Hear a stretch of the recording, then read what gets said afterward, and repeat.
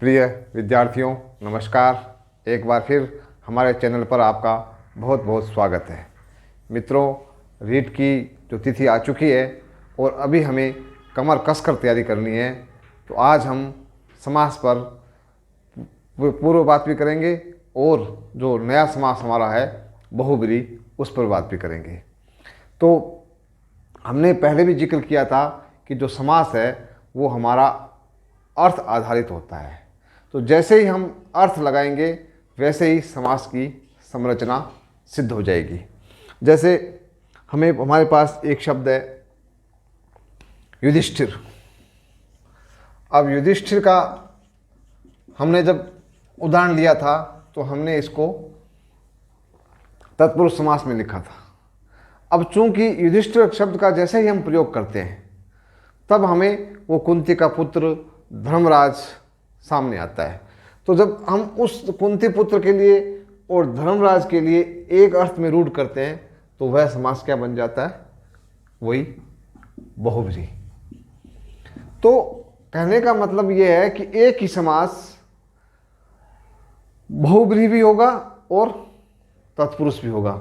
तो बहुब्रीहि जो समास है वो पूर्व में तत्पुरुष होगा और जितने भी उदाहरण मिलते हैं उसमें अधिकांश उदाहरण आप देखेंगे कि वही उदाहरण आएंगे जो पहले तत्पुरुष में हैं और बाद में कालांतर में वो बहुब्रीहि में आ गए।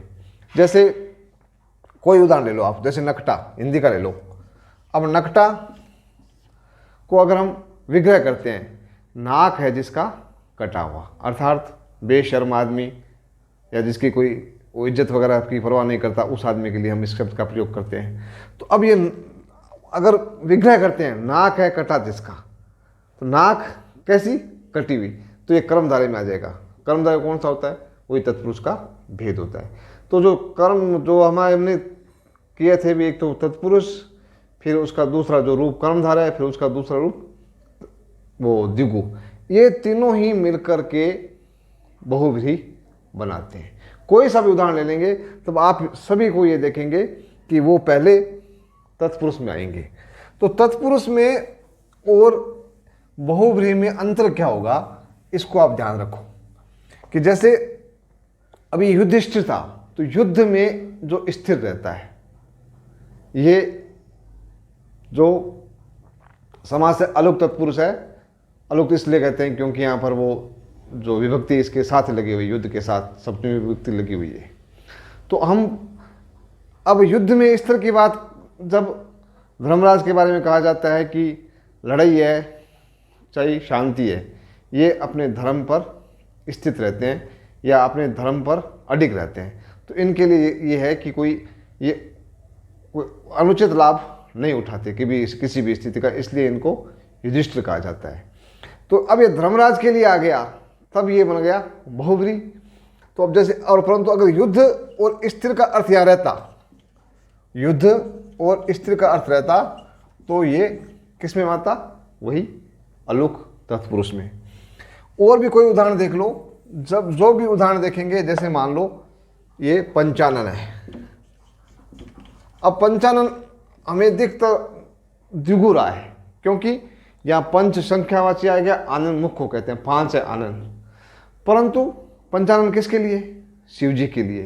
तो अब देखो तत्पुरुष में और इसमें भेद क्या होता है? पंच और आनंद। जब हम 5 मुखों के लिए इसका प्रयोग करते कि कैसे, कितने मुख? 5 मुख, तब तो ये इसका ये विशेषण हो गया और ये विशेष्य हो गया, तब तो ये द्विगु है। परंतु हम इसका प्रयोग किसके लिए करते हैं? शिव जी के लिए करते हैं। किसके लिए करते हैं? तो शिव जी के लिए। तो अन्य अर्थ में जब प्रयोग कर रहे हैं, ये दोनों पद यहाँ नहीं रहे, ये दोनों मिलकर ही इसकी विशेषता बता रहे हैं। इसकी विशेषता बता रहे हैं, इसका मतलब यहाँ बहुब्रीहि है। जब ये इसकी विशेषता बताए तब तो यह तत्पुरुष है, कोई भी ले लो। परंतु जब ये इसकी विशेषता बताने लगे अन्य अर्थ, अन्य संज्ञा शब्द की, तो हम कहेंगे कि यहाँ बहुब्रीहि है। तो परीक्षा में जब आता है तो आप ये देख लेना ये इन्हीं की बात कर रहे हैं कोई या अन्य पद की विशेषता बता रहे हैं। तो बहुव्रीहि में जो विशेषण विशेष्य होते हैं वो अन्य जो संज्ञा पद है उसके विशेषण के तौर पर प्रयुक्त होते हैं। जैसे ये दोनों, अभी तो यहाँ देखो पंचानन है, अगर हम इसको द्विगु करते हैं तो यही रहेगा। ये पंचानन को तो द्विगु वैसे नहीं करते हैं क्योंकि ये हम कोई लोक व्यवहार में ऐसा नहीं बोलते हैं कि 5 मुख आ गए। तो लोक व्यवहार का भी ध्यान रखना जरूरी है। ये लोक व्यवहार में जो हम शब्दावली का प्रयोग करते हैं उस शब्दावली में अगर हम जो पद बोले जा रहे हैं या जो लिखे जा रहे हैं वही अर्थ लगा रहा है तब तो बहुव्रीहि नहीं होगा। परंतु हम लोक व्यवहार में जो पद बोल रहे हैं उसका अर्थ कोई और लगा रहे हैं, जैसे नकटा कह दिया। अब कोई ऐसा किसी का नाक कटा हुआ है गलती से, कोई उसमें मंजे से नाक कट गया, तलवार से नाक कट गया, चाकू से नाक कट गया, तो उसको हम नकटा नहीं कहेंगे। नकटा किसको कहेंगे? जिसने अपनी शर्म छोड़ दी है, लज्जा छोड़ दी है, उसको कहेंगे। इसका मतलब ये नाक कटे वाली बात तो कोई रही नहीं, ये तो अन्य अर्थ में आ रहा है। तो मतलब ये दोनों मिलकर के किसी अन्य आदमी की विशेषता टाइप बता रहे हैं, तो वो क्या कहलाएगा? वो कहलाएगा बहुव्रीहि। तो लोक व्यवहार में अगर हम देखते हैं कि दोनों जो पद काम आ रहे हैं उसका कोई अर्थ नहीं लग रहा है तो क्या होगा? ये बहुव्रीहि होगा। अब आप थोड़ा सा इसको शब्द से समझें, बहुव्रीहि होता क्या है। कि बहु का मतलब होता है अनेक, और व्रीहि का अर्थ होता है चावल। इसको ब की जगह वह भी प्रयुक्त होता है। तो बहु का मतलब होता है अधिक, जैसे बहुधा, बहुतायात, बहुजन, बहु माने अधिक। और व्रीहि का मतलब होता है चावल। अब चूंकि जो चावल है वो हमारा आज का भी मुख्य धान है और पहले भी मुख्य धान था, तो जिसके पास अधिक चावल थे वो व्यक्ति बड़ा माना जाता था। क्योंकि मुख्य हमारा क्या था? रोटी, कपड़ा और मकान। तो कपड़े मकान की सेकेंडरी चीज़ है, पहले रोटी। रोटी का मतलब भोजन, खाद्यान्न। तो खाद्यान्न, चावल जिसके पास अधिक हो, बहु मतलब अधिक, बहुत ज़्यादा हो, तो वह व्यक्ति जिसके पास बहुत से चावल हो उसे क्या कहेंगे? उसको धनी, संपन्न, भद्र पुरुष, जो भी उस समय श्रेष्ठ व्यक्ति के लिए कहा जाता, सेठ, ये सब उसके लिए था जिसके पास बहुत से चावल थे। अब बहु संख्यावाची है एक तरह से और चावल आ गया तब तो ये ठीक है, ये द्विगु हो जाता। अगर चावल की बात है, चावल कितने? बहु चावल, तब तो ये है द्विगु हो गया। परंतु बहु चावल किसके अर्थ में आ रहा है? संपन्न आदमी के अर्थ में आ रहा है। बहु अर्थ चावल का अर्थ संपन्न आदमी के अर्थ में आ रहा है। इसका मतलब ये दोनों मिलकर के अन्य पद की विशेषता बना रहे हैं। ये दोनों विशेषण बन गए। ये दोनों जब विशेषण बन जाते हैं और इनको ये विशेष्य बन जाते हैं अन्य पद, तब आप कहेंगे कि वहाँ बहुव्रीहि समास बन जाता है। और आगे चलकर यही जो विशेषण है ये संज्ञा के तौर पर प्रयुक्त होने लगे हैं। जैसे दशानन, अब 10 हैं आनन जिसके, मतलब रावण। अब उस समय तो क्या था कि ये एक तरह से मान लो हम द्विगु करते हैं तो 10 आनन, आनन कितने? 10। अब ये हो गया विशेषण, ये हो गया विशेष्य। अब दोनों मिलकर के रावण की विशेषता बता रहे हैं। रावण कैसा? जिसके 10 मुख है। धीरे धीरे दशानन अपने आप में रावण का पर्यायवाची हो गया। दशानन शब्द स्वयं संज्ञा बन गया। अब यूँ समझ सकते हैं कि पहले जो विशेषण और विशेष्य होते हैं वो दोनों मिलकर के अन्य पद की क्या बनाते हैं? अन्य पद का विशेषण बनते हैं और धीरे धीरे यही अन्य पद का पर्याय बन जाते हैं। दूसरा देखो, जैसे त्रिनेत्र। अब तीन नेत्र, अब ये पूछ रहे भी ये 3 नेत्र तो द्विगु हो गया ना। अब लोक व्यवहार में हम किसी के मान लो 3 आंख लगा दें तो हम उसको त्रिनेत्र थोड़ा कहेंगे। 2 आंख होती है, 3 आंख तो होती नहीं है। तो अब त्रिनेत्र हम ऐसा तो कहते नहीं कि इसके 3 आंख है, या 2 आदमी बैठे हैं, एक आंख, एक की आंख एक है, उसके 2 है, तो उनको दोनों को मिला के त्रिनेत्र कहते हैं, ऐसा हम नहीं कहते हैं। तो लोक व्यवहार में हम कहते नहीं, लोक व्यवहार में हम 3 है नेत्र जिसके शिव जी के लिए प्रयोग करते हैं। अब जब शुरुआत में शिव जी के लिए जो ये बौद्धिक शक्ति या जो पावर शक्ति थी वो यहाँ इसको संकेत में बताते हैं, बाकी इसका मतलब यही है कि शिव जी की जो दृष्टि थी वो विशिष्ट थी, वो एक लाक्षणिक अर्थ है इसका, तो वो था। तो अब इसमें हम ये नहीं कह सकते कि ये द्विगु है, क्योंकि लोक व्यवहार में इसका इन पदों का कोई यहाँ अर्थ नहीं है। तो अब ये दोनों, ये देखो ये संख्यावाची विशेषण है, ये संख्यावाची विशेषण, ये देखो, और नेत्र ये हो गया विशेष संज्ञा होगी, जातिवाचक संज्ञा है। अब ये दोनों मिलकर विशेषण बन जाते हैं किसके?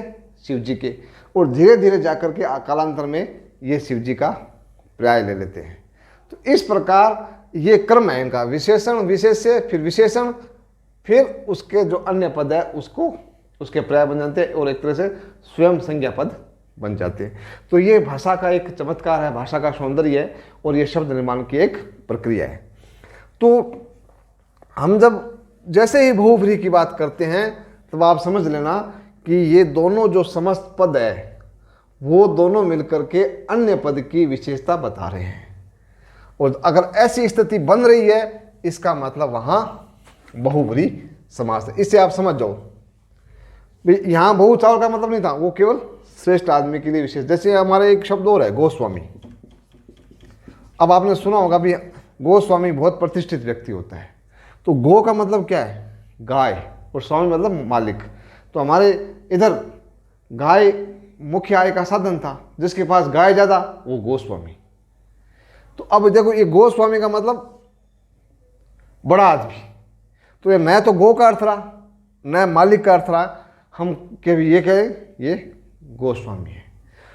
ऐसे देखो एक शब्द है अलम बरदार, और उसी से बन जाता है, अलम कहते हैं झंडे को और बरदार कहते हैं झंडे को उठाने वाले को। उसी से पंजाबी में शब्द बनता है लंबरदार। ये क्या हट गया और शब्द बन गया लंबरदार। अब लंबरदार किसको कहते हैं? जो मुखिया होता है, जो चौधरी होता है, जो पटेल होता है।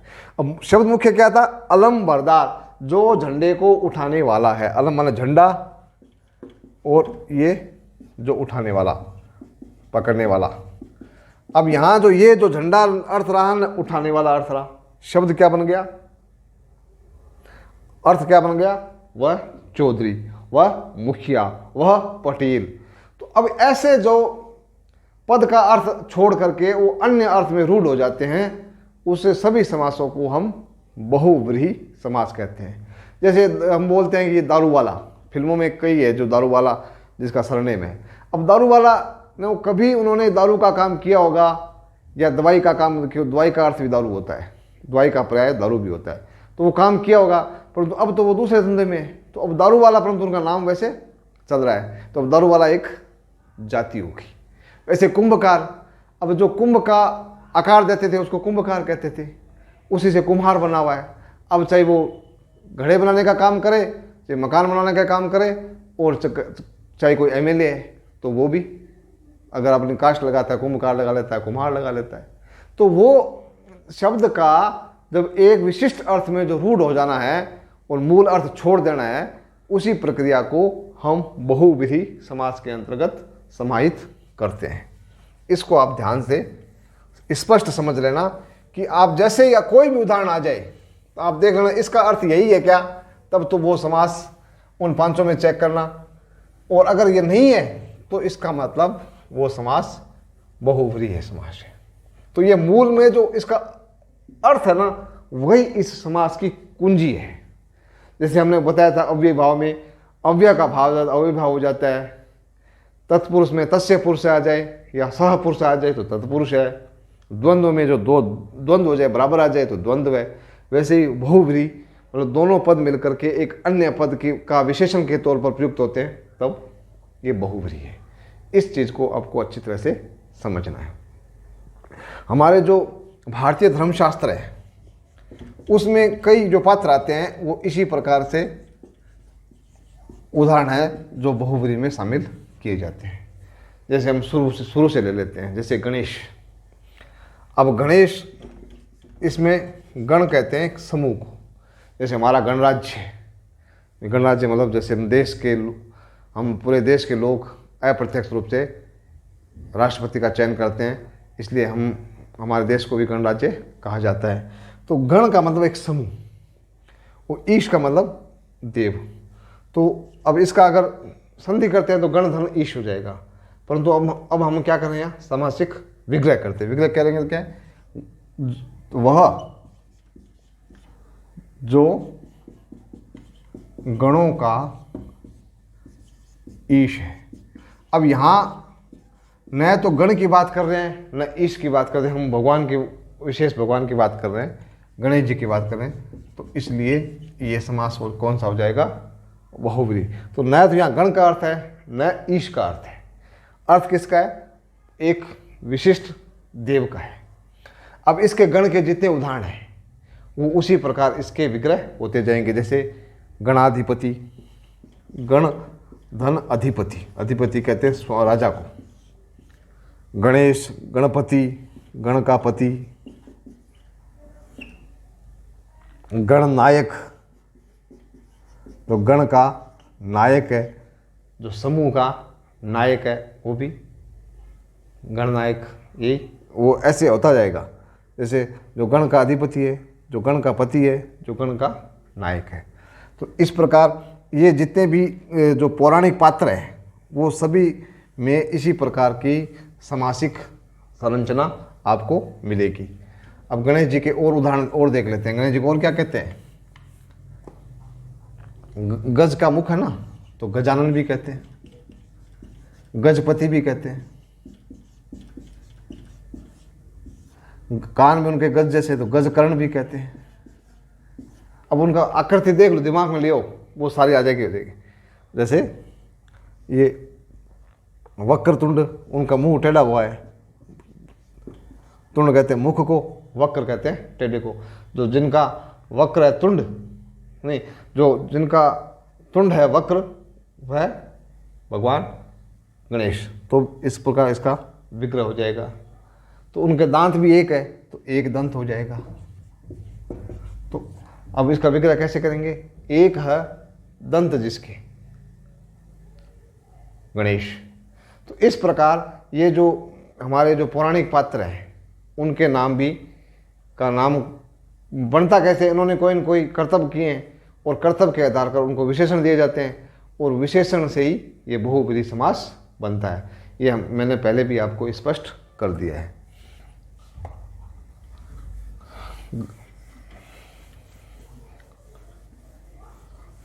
अब और भी गणेश जी के नाम हो सकते हैं, विघ्नेश्वर, विघ्नकर्ता, विघ्नहर्ता, करता नहीं। और उसी प्रकार गणेश जी के पिताजी का नाम क्या है, शिव जी। अब शिव जी का ले लो, अभी बात की थी, ये त्र्यंबकम, त्र्यंबक, वो त्रिनेत्र, त्रिलोचन, त्रिनयन। तो सब त्रि वाले जितने भी उदाहरण आएंगे शिव जी के वो सारे इसी प्रकार इसी समास में आएंगे। और शिव जी के कौन से नाम हैं, जो ये महादेव, ये महेश, तो वो भी कैसे, महान है जो देव अर्थात शिव जी, महान है जो बड़े हैं, महा है जो ईश, कौन, महेश मतलब शिव जी। तो इस प्रकार का ये जो शिव जी का विग्रह होगा वो भी इसी में आ जाएगा। तो शिव जी के और भी कई नाम हैं, जैसे पशुपति, क्यों पशुओं के स्वामी बताया था, उसको पशुपतिनाथ नेपाल में मंदिर भी है। तो जो भी शिव जी के, हमने पहले भी उदाहरणों में बात की थी शिव जी के, तो जो भी शिव जी के नाम आते हैं वो सारे सारे इसी समास में आएंगे। ये पंचानन भी शिव जी का नाम है। तो ये संख्यावाची तो जितने भी आ रहे हैं ना, मुख केर, आँखों केर, भुजाओं के, वो सारे संख्यावाची शब्द वो उसी में आ रहे हैं। एक चतुर्भुज जो है वो गणित का भी आता है, उसमें भी आएगा। त्रिभुज है, वैसे तो वो आएंगे इसमें द्विगु में। बाकी जो संख्यावाची जो भगवान के नाम आ रहे हैं वो सारे बहुव्रीहि में आएंगे।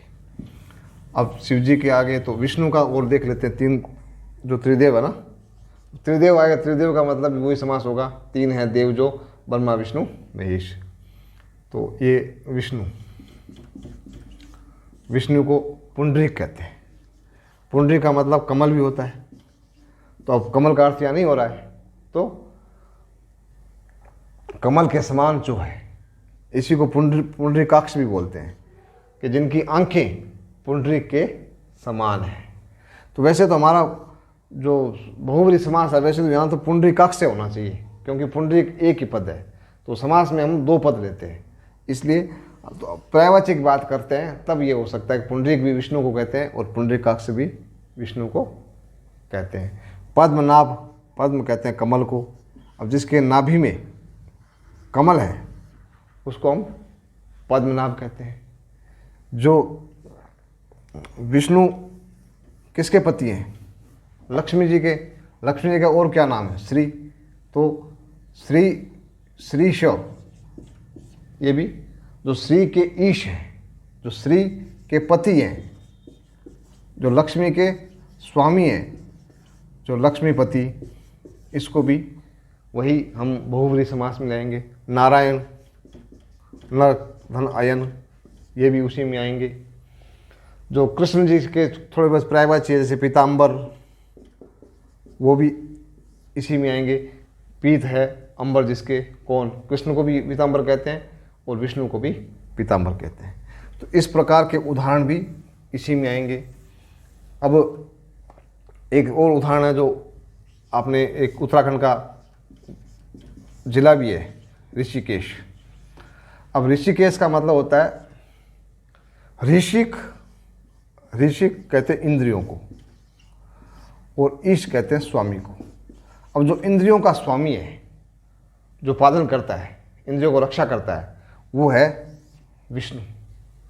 तो ये ऋषिकेश, अब जो जगह है उसको तो ऋषिकेश की जगह ऋषिकेश हो गया, री की जगह री हो गया, परंतु मूल शब्द क्या है? ऋषिक है। ये ऋषिक का मतलब होता है इंद्रियां। तो इस प्रकार ये विष्णु के भी उदाहरण इसी में आ जाएंगे।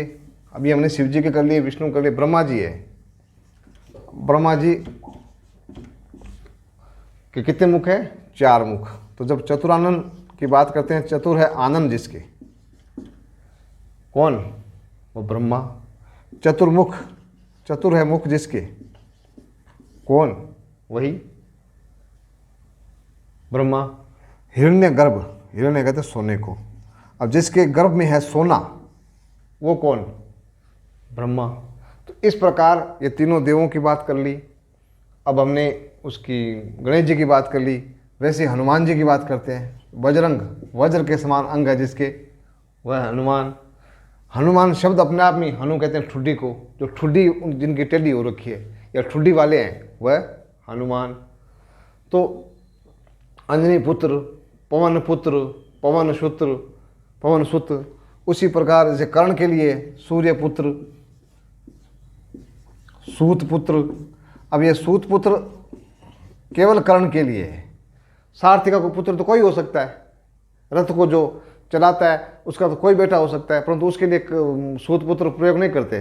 सूत पुत्र जैसे शब्द आता है हमारे सामने कर्ण आ जाता है। या सूर्य पुत्र, जैसे सूर्य पुत्र शनि को भी कहते हैं, परंतु सूर्य पुत्र ज़्यादा प्रचलन में कौन है? कर्ण है। तो कर्ण का, जैसे हम सूर्य पुत्र का जिक्र करते हैं, हमारे सामने कर्ण का दृश्य आ जाता है। तो इसलिए ये भी वह बहुव्रीहि समास में आ जाएगा। उसी प्रकार जो अर्जुन है, अर्जुन को धनंजय कहते हैं, क्योंकि इन्होंने जो धरती की भौतिक संपदा को जीत लिया था। परंतप है, परंतप कहते हैं मतलब वो दो दुश्मनों को ज़्यादा ताप देता है। इन्हीं को सव्यसाची कहते हैं। सव्यसाची का मतलब होता है जो दोनों हाथों से काम कर सके। तो अर्जुन दोनों हाथों से धनुष बाण चला सकता था, इसलिए उनको सव्यसाची कहते थे। तो उनको पार्थ भी कहते हैं। पार्थ क्यों कहते हैं? कि उनकी माँ का नाम पृथा था उनको कौन्तेय भी कहते हैं। कौन्तेय क्यों कहते हैं? कि उनकी माँ का नाम कुंती था। तो इस प्रकार जो हमारे पौराणिक पात्र हैं उनको कोई न कोई विशेषण मिलता था। जैसे इंद्रजीत। अब इंद्रजीत का मतलब होता है जिसने, मेघनाथ को कहते हैं। अब मेघनाथ जिसकी आवाज़ की गर्जना मेघ के समान थी, जिसने इंद्र को जीत लिया था, तो वो सब रावण के पुत्र के लिए प्रयुक्त होता है। तो इस प्रकार जो ये हमारे पौराणिक पात्र हैं और जिनका बढ़ा चढ़ाकर हमने वर्णन किया है कविताओं में, वो सारे पात्र इसी बहुव्रीहि समास के उदाहरण के तौर पर काम में लिए जाएंगे। आप कितने भी उदाहरण ले लो, जैसे हम शिव जी को उपासना करते हैं, हो बाघंबर वाले, तो बाघंबर, बाघांबर, बाघ धन अंबर। अब बाघ का जो वस्त्र पहनता है, अब बाघ का वस्त्र हम पहन लेंगे तो हम बाघंबर नहीं कहलाएंगे। बाघंबर कौन कहलाएगा? वही शिव जी कहलाएंगे। तो अब जैसे षडानन, षड हम सामान्य लोक व्यवहार में कोई पुतला आ जाए तो उसको षडानन नहीं कहेंगे जिसके 6 मुख लगे हुए। हम षडानन किसको कहेंगे? कार्तिकेय को। षणमुख भी कहते हैं, 6 है जिसके मुख। तो अब जब सप्तऋषि की बात करते हैं तो 7 है जो ऋषि, ये तय ऋषि है, उनको सप्तऋषि कहते हैं। सारे ऋषियों को सप्तऋषि नहीं कहते। तो जैसे इसके लिए कामदेव के शब्द है, कामदेव के लिए अनंग बोलते हैं हम, अनंग। अब अनंग का मतलब जिसके अंग नहीं है, जो हमारे बिना अंगों के हमारे सबके मन में व्याप्त है, उसको हम कामदेव कहते हैं। उसी तरह उनके लिए पंचशर का प्रयोग किया जाता है, मतलब उनके पास 5 प्रकार के बाण हैं। उसी प्रकार उनको पुष्प धनुआ बोलते हैं, भी उनका जो धनुष है वो पुष्प से बना हुआ है। इसी प्रकार उनको कुसुम शर बोलते हैं कि उनके जो बाण हैं वो पुष्प के बने हुए हैं। अब उनकी पत्नी का नाम क्या था? रति था, तो उनके लिए रतिपति बोलते हैं, रतिकांत बोलते हैं, रतीश भी बोल सकते हो। उसी प्रकार जैसे ये इंद्र है, अब इंद्र के लिए, इंद्र की पत्नी का क्या नाम था? सची, तो सचिंद्र बोल सकते हो, सचीस बोल सकते हैं, सचिपति बोल सकते हैं। फिर ये कहाँ के रहते थे? ये स्वर्ग के देवता थे, तो ये स्वर्ग देव बोल सकते हैं, देवेंद्र बोल सकते हैं, देवेश बोल सकते हैं, देवपति बोल सकते हैं, तो देवराज बोल सकते हैं। तो अब हम जब नागपति बोल सकते हैं, नाग का एक उदाहरण देखिए आप। नाग का मतलब क्या है? नाग वैसे तो हम इसको कहते हैं, परंतु नाग की इसका एक अर्थ और है, न धन अक। अक कहते हैं दुख को, कि जहाँ कोई दुख नहीं हो, जहाँ कोई दुख नहीं हो उसे कहेंगे नाग। नाग का अर्थ होता है स्वर्ग। तो नाग स्वयं अपने आप में उदाहरण किसका हुआ? बहुव्रीहि का हुआ, क्योंकि केवल जहाँ दुख तो कई जगह नहीं होता। मान लो कश्मीर में चले गए, वहाँ कोई दुख नहीं था उसको, तो उसको नाग नहीं कहेंगे। नाग के लिए, नाग जो है वो स्वर्ग के पर्याय के अर्थ, पर्याय में प्रयुक्त होता है। इसलिए यहाँ पर भी समास कौन सा होगा? बहुव्रीहि होगा। ऐसे कुछ उदाहरण पूछ लेते हैं परीक्षा में, क्योंकि जैसे जैसे नाक आता है हम तो सोचते हैं नाक ये है, नाक ये नहीं है। नाक का अर्थ है स्वर्ग। तो नागपति मतलब इंद्र। तो हम ऐसे बहुत से जो उदाहरण हैं वो सारे हम यहाँ इसका जिक्र नहीं कर पाएंगे, परंतु जो मूल उदाहरण हैं, जो दशरथ नंदन का बोलते हैं, राम के लिए बोलते हैं, रघुपति जो रघु का पति है उसके लिए बोलते हैं, ये जो संख्यावाची शब्द है उनकी हमने बात कर ली। इसी प्रकार हनुमान जी की बात कर ली, रावण की बात कर ली। अब कुंभकर्ण बोलते हैं, तो अब कुंभ है जिस कुंभ के समान जिसके हैं कान। अब उस कुंभ किसके मोटे कान हो, गधे जैसे कान हो, उसको हम कुंभकर्ण नहीं बोलते हैं। कुंभकर्ण केवल रावण को ही बोलते हैं, रावण के भाई को बोलते हैं। तो वहाँ भी बहुव्रीहि समास होगा। तो इस प्रकार सोचते रहिए, बात करते रहिए। जैसे अब कई हम जैसे सरस्वती की बात करते हैं, तो हंस वाहिनी, हंस में जो विराजमान है, अब हंस पे कोई बैठ जाए तो उसको हम हंस वाहिनी नहीं कहते हैं, सरस्वती के लिए कहते हैं। वीणा पाणी, जिसके पाणी मन हाथ, हाथ में जिसमें वीणा है उसको हम सरस्वती कहेंगे। वीणा वादिनी, जो वीणा बजाने वाली है। अब कोई लड़की वीणा बजा रही है तो उसको हम वीणा वादिनी नहीं कहते। वीणा वादिनी किसको कहेंगे? वीणा का जो वादन करती है वह कौन? सरस्वती। इस प्रकार जब विग्रह करते हैं तब हम ये बहुव्रीहि समास करते हैं। पद्मासना, श्वेतवर्णी, कमलासना, पुस्तक धारिणी, ये सारे जो विशेषण लगा रहे हैं वो सारे सरस्वती के लगा रहे हैं। वो जैसे विशेषण लगाते हैं वो कौन सा समास बन गया? हमारा बहुव्रीहि बन गया। ऐसे दुर्गा के लिए होता है। और जो भी हमारे पौराणिक पात्र हम जिसकी पूजा अर्चना करते हैं तो वो सब के जो विशेषण लगा करके जब कविता में उनका जब प्रयोग किया जाता है उन सब को आपको बहुव्रीहि समास में ही रखना है। तो आप किताब के माध्यम से और अधिक उदाहरणों के साथ काम करेंगे तो इस बहुव्रीहि समास को और अच्छे से समझ जाएंगे। तो अभी हमने केवल जो भारतीय धर्मशास्त्र के जो पात्र हैं उनकी बात की है। अब और कैसे बहुव्रीहि समास बनता है, जो हिंदी की हमारी परंपरा है या संस्कृत में जो योग रूढ़ शब्द बनते हैं, जैसे नीरज है, तो नीरज जो पानी में जन्म लेता है, पानी में जन्म तो मत्स्य भी ले लेता है, तो उसको हम नीरज नहीं कहते हैं, नीरज केवल कमल को कहते हैं। तो ये इस प्रकार के जो बहुव्रीहि समास के उदाहरण कैसे बनते हैं उसकी बात हम अगले वीडियो में करेंगे। तब तक आप मेरे इस वीडियो को देखते रहें और अधिक से अधिक कोशिश करें कि शेयर करें और सब्सक्राइब जरूर करें। अन्यथा जो सुधीजन है या जो इसको पढ़ना चाहते हैं, जो उसको सुनना चाहते हैं, जो देखना चाहते हैं, उससे ये वीडियो वंचित नहीं रहे। आप लगातार मेरे वीडियो को देखते रहें। इसी शुभकामना के साथ धन्यवाद। जय हिंद, जय भारत।